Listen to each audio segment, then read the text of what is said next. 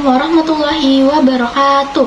Perkenalkan, nama saya Retno Agustina Widaningrum dari kelas 11-5. Di video kali ini, saya akan menjelaskan bagaimana perlawanan Kesultanan Demak terhadap Portugis.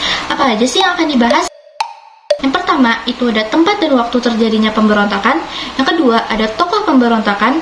Yang ketiga, latar belakangnya terjadi pemberontakan. Yang keempat, ada kronologis berjalannya pemberontakan. Dan yang kelima, yaitu berakhirnya pemberontakan dari perlawanan. Tanpa berlama-lama lagi, yuk kita masuk ke penjelasannya. Perlawanan Kesultanan Demak terhadap Portugis terjadi di tahun 1513 dan tahun 1527.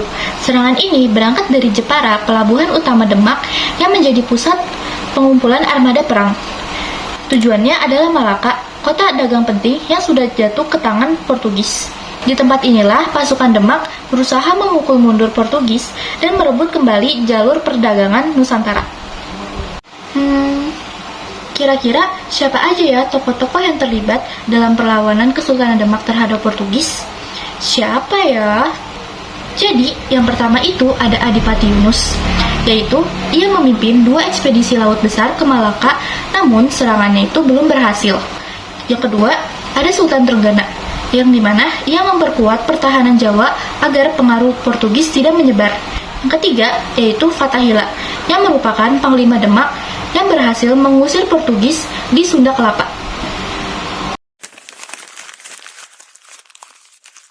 Penguasaan Malaka oleh Portugis ibarat penyumbatan arteri utama perdagangan.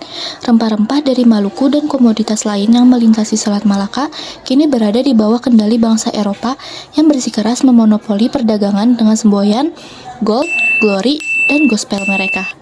Kapal-kapal dagang Demak mulai mengalami kesulitan dan kedaulatan ekonomi kerajaan terancam. Sultan Raden Patah dan putranya Pati Unus melihat ini bukan hanya sebagai masalah ekonomi, tetapi juga ideologis. Semangat perang salib yang dibawa Portugis ke Asia memicu respon solidaritas Islam di Nusantara. Pati Unus, yang kemudian dijuluki Pangeran Sabrang Lor karena menyeberang ke utara, bertekad mengusir penjajah tersebut. Ekspedisi heroik Pati Unus. Pada tahun 1513, Pati Unus memimpin armada besar Demak menuju Malaka. Ribuan prajurit dikerahkan dalam upaya heroik ini. Namun, benteng kokoh Portugis dan persenjataan yang lebih maju membuat serangan ini gagal. Pati Unus kembali ke Jawa dengan kegagalan, tetapi semangat perlawanan tidak padam. Serangan kedua kembali dilancarkan pada tahun 1521 yang juga berakhir dengan hasil serupa, di mana Pati Unus gugur dalam pertempuran tersebut. Babak ketiga, perebutan Sunda Kelapa dan strategi baru, kegagalan merebut Malaka, membuat Demak mengalihkan fokus strategis ke tempat lain. Ancaman baru muncul ketika kerajaan Sunda Pajajaran yang merasa terdesak oleh ekspansi Islam di Jawa, menjalin persekutuan dengan Portugis. Pada tahun 1522, perjanjian ditandatangani mengizinkan Portugis mendirikan benteng di Sunda Kelapa. Pada tahun 1511, Malaka, pusat perdagangan terbesar di Asia Tenggara, jatuh ke tangan Portugis. Mereka membangun benteng Alfamosa dan mulai menguasai jalur laut Nusantara. Kabar ini sampai ke Sultanan Demak. Sultan Raden Patah murka. Bagi Demak, jatuhnya Malaka adalah ancaman besar. Tahun 1512, ia menugaskan putranya, Pati Unus, untuk memimpin persiapan armada perang. Misi utamanya jelas, mengusir Portugis dan merebut kembali Malaka. Pada 1513, Pati Unus berangkat membawa lebih dari 100 kapal. Serangan besar-besaran diluncurkan langsung ke jantung pertahanan Portugis. Namun, benteng Malaka terlalu kuat. Meriam Portugis yang jauh lebih canggih menghancurkan banyak kapal Demak.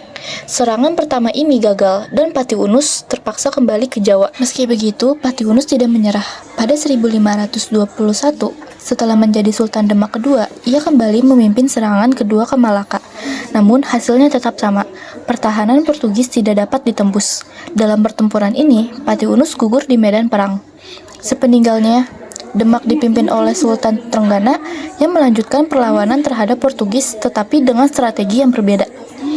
Tahun 1522 muncul ancaman baru, kerajaan Pajajaran yang khawatir terhadap ekspansi Demak, menjalin perjanjian dengan Portugis.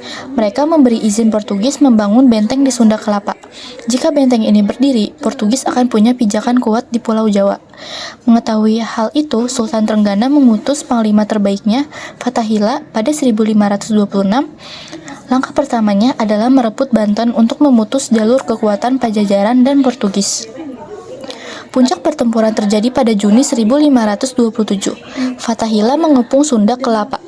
Pertempuran sengit pecah antara pasukan Demak, Pajajaran, dan Portugis. Dengan strategi matang dan perlawanan keras, Fathahillah berhasil mengalahkan Portugis. Mereka mundur dan gagal mendirikan benteng di Jawa. Perlawanan Kesultanan Demak melawan Portugis berakhir ketika pasukan Demak di bawah pimpinan Fathahillah berhasil merebut Sunda Kelapa pada 22 Juni 1527, yang kemudian diubah namanya menjadi Jayakarta. Peristiwa ini menandai akhir perlawanan Demak terhadap pengaruh Portugis di Nusantara karena keberhasilan mereka menggagalkan ambisi Portugis untuk mendirikan benteng di wilayah tersebut. Cukup sekian dari penjelasan yang dapat saya sampaikan. Semoga bermanfaat bagi kita semua. Wassalamualaikum warahmatullahi wabarakatuh.